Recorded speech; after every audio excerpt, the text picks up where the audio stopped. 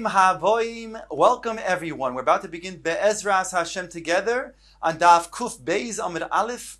Starting with Daf Kuf Aleph Amud Beis, 11 lines from the top. The Gemara previously stated the opinion of Rabbi Yochanan.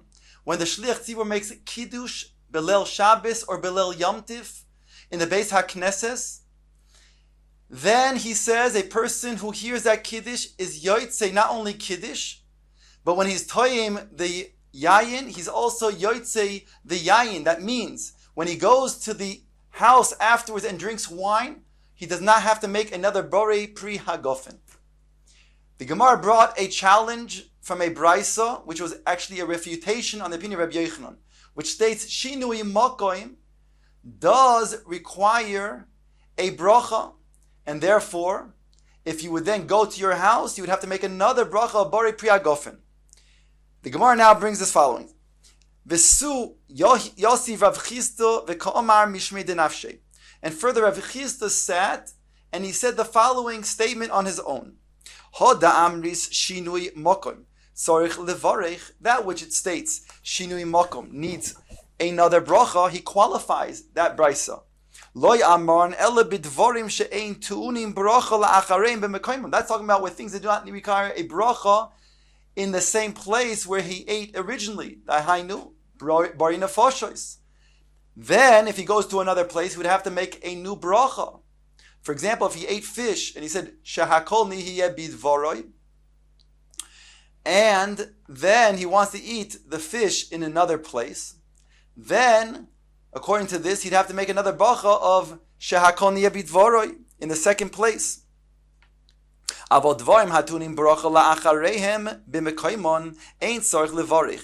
those things that require a bracha achrona of me'ein shalosh, we'll use that opinion of the Rishonim that say all of the things that require a bracha me'ein shalosh, whether it's on Dagon, or whether it's on one of the Shiva Minim, or even if it's on Yayin, so you'd have to make that bracha achrona in its original place.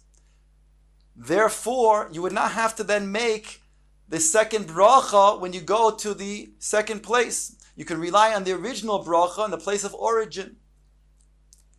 My timer, what's the reason? Likiv al kamo hodar. He returns to the original place of kavua. That means that he never finished his su'uda in the original place, whereby when he goes to the second place, he can rely on the original bracha that he had made in that place of origin.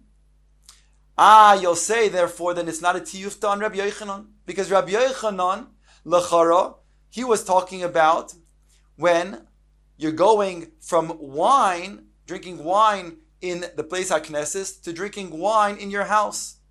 But who said that he was talking about the things that require Bari Nefashos? On that we'll say that no, Rabbi Yochanan was talking about all types of things. He didn't make a distinction. He said that when it comes to Shini and Makom, Ein Tzarich Levarech. Whether it's going to be things that require only a Bari Nefashos or things that require a Me'ein Shalosh. The Gemara now says, my taimo, the Gemara now says, Rav Sheish is my dissenting opinion. That's arguing now on what Rav Chisda had just said. Rav Sheish says, Echad ze vechad ze tzorich levarich. Rav Sheish says, no, in all situations, even if the bracha acharina is Me'ein Shalosh, even that requires a new bracha rishoina when you go to the second place.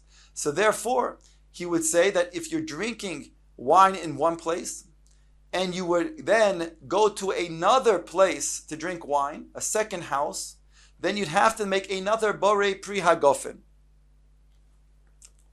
Meisvei, the Gemara asks on Rav Chisda, who made this distinction. B'nei Chabura shahayu mesubin lishtois. If there's a group of people who are drinking together wine, and in the middle of their wine, drinking of wine together, so they got up to then greet the chasen and the kala. It states over here, when they go out, they don't have to make a bracha lemafreya, meaning a bracha achroina. And when they return, they don't have to make a new bracha. Now the Gemara builds up the question. When are we talking about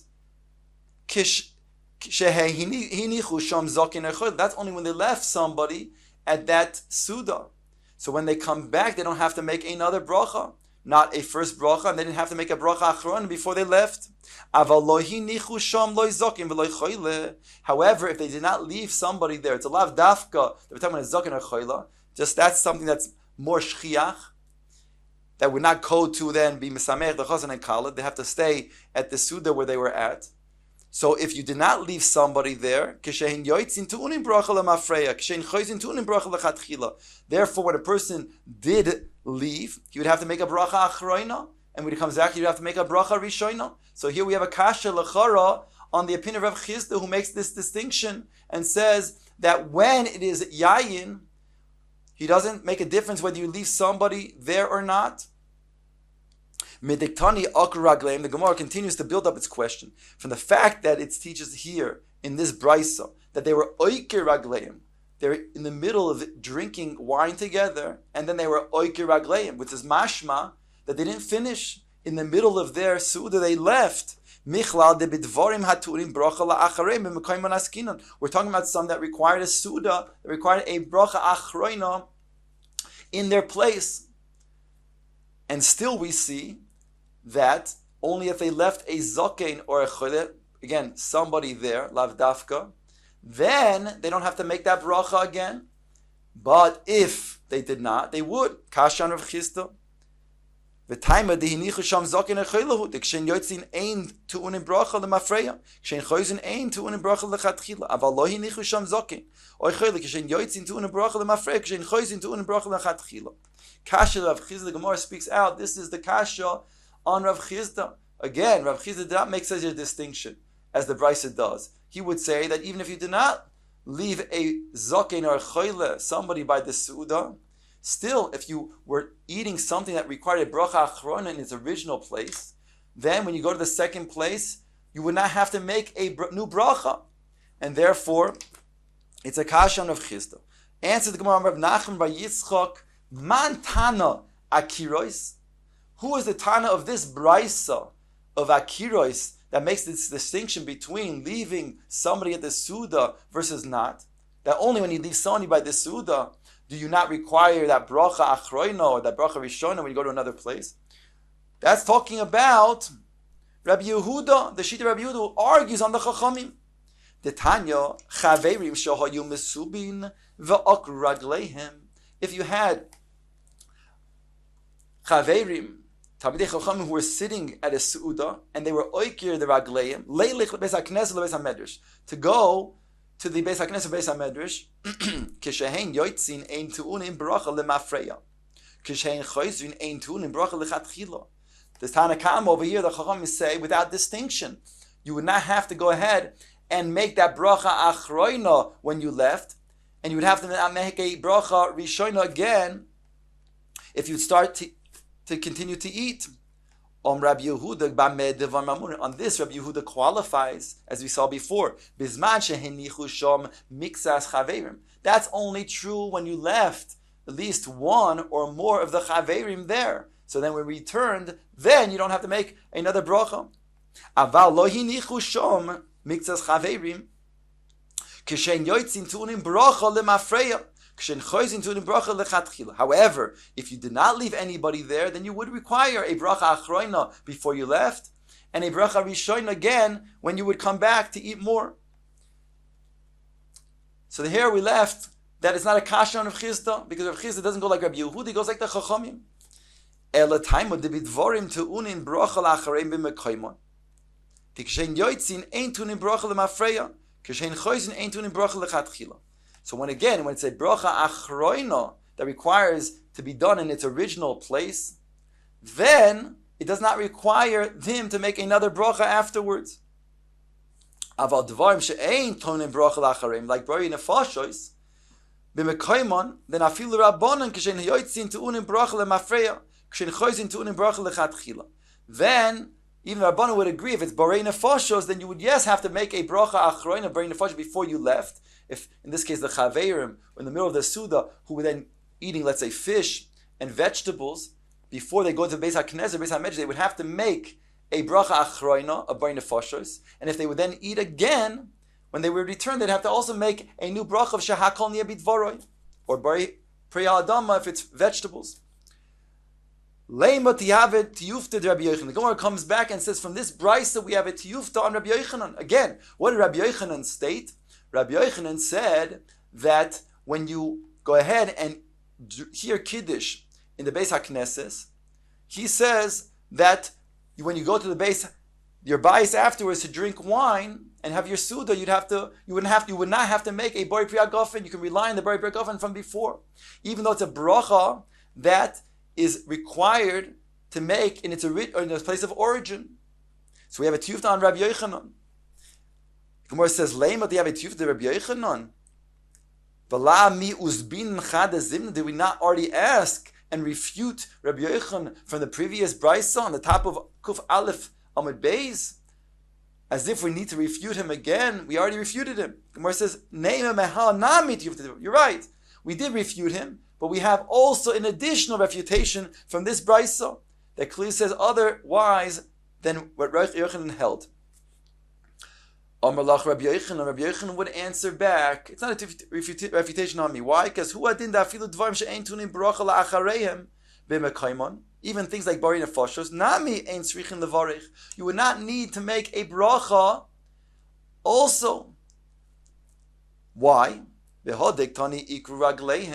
that it taught ikru ragleihem was coming to teach you Yehuda. Or was only coming to teach you the strength of Rabbi Yehuda's shita. Even those things that do require to make the bracha achrona in its place of origin.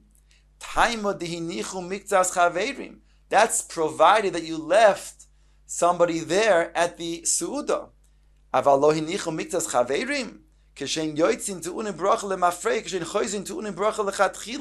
you did not leave anybody there, then you would have to make a bracha when you had left originally. And you can't rely, even if it's going to be something like a bracha achroina of me'ein shalosh. There you would also have to then go ahead and make that bracha before you left. And when you would come back, you'd have to make a bracha anew. And therefore, it's not a kasha, Rabbi Yochanan says, on me from this brisa, because all this is merely coming to say is to strengthen, to bolster, and show the strength of Rabbi Yehuda's opinion. Tanya kavose de Rav Chizda. Now the Gemara brings back and says we have a brisa that really is strengthening the opinion of Rabbi Chizda. Again, what did Rav Chizda say? Rav Chizda taught us this distinction. And he said, if it's going to be something that is a bracha that requires a person like to be made, like bari nefashos, then such a bracha which is not required in its mekaymon, that is considered to be a shinui makom, whereby when he goes to the second place, he must make a new bracha rishona. But if it's something that it's a bracha achrona like me'ein shalosh, that has to be done in its place of origin, then when you go to the second place, you would not have to make another bracha like bari priya gofen. So we now have a brisa that supports that. And here it says specifically, they're coming and they're drinking wine together.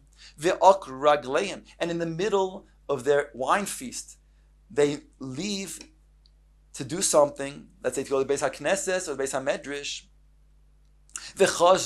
And they come back. They don't have to make another bracha. And therefore that supports Rav Chizda's opinion, because this is something that they made a bracha on that requires a bracha achron in the original place, whereby it's not considered to be a shinui makom. It's a kavius of the Suda, whereby even if they went to a second place, they wouldn't have to make a new bracha of borei pri hagofen.